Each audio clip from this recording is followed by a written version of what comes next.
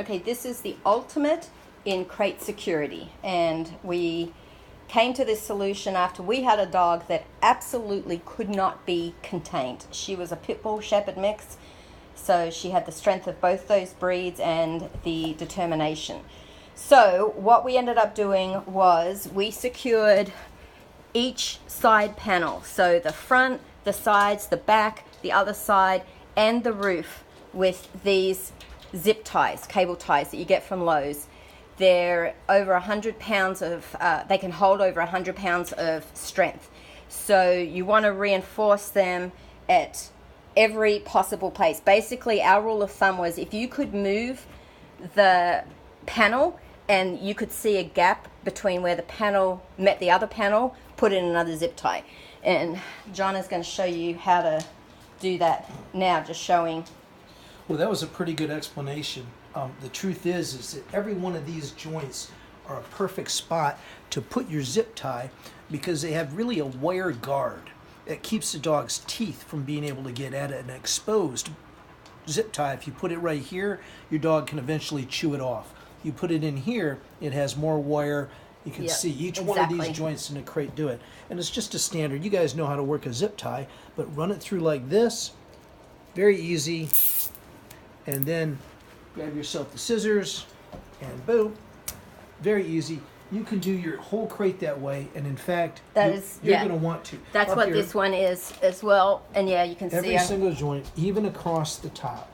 Definitely across the top. So again, if this crate is not secured, but you can see that, well, this one's pretty secure, but you know, depending on how the dog does it, you can get movement, and that's what you don't want. This is another point. A lot of dogs get out from the door. So John will now show you how we had to secure the front of the door of the crate for Lexi Luhu. Okay. Now, because you have to get in your crate, then you have to then close your dog in. Oh, this is the same door that secured her. And after just doing this, thanks Scooby for the help, I would go along and I would find at least 2 points at the very top, and I would just, again, zip tie your door closed. Once more, here they are. Use as many as you want. I say you can never have too many, and you'll learn. And to begin with, okay, so see what he's doing around here where he's actually... Each one of these particular places, you have to secure it tight. So you can see here now, there's still a bit of give, so we would put one up here, various places down here, obviously. And always find joints where you can grab and spots. Always cut this off because... Again, we learn from experience. If you leave it long like this, the dog can pull it in and use their determination and strength to just snap the whole thing off. That's why we cut them. And then when it's time you to don't get... need any special tool. No. We actually, we have some pliers, but I want to tell you that when you're not using your toenail clippers for anything else, that it just comes right in here, and they make super zip tie cutters. Yeah. And you can just go like this right here. Oops, sorry. And there you go. Yeah. Presto bingo, you're back in the crate and your dog's out. And remember, you can't see here because we actually have plyboard on top as a shelf. You've got to zip tie all the way around the top as well, because obviously that's a great place where dogs can like try and get out. Now, the bottom is another issue. And again, we learnt this from experience.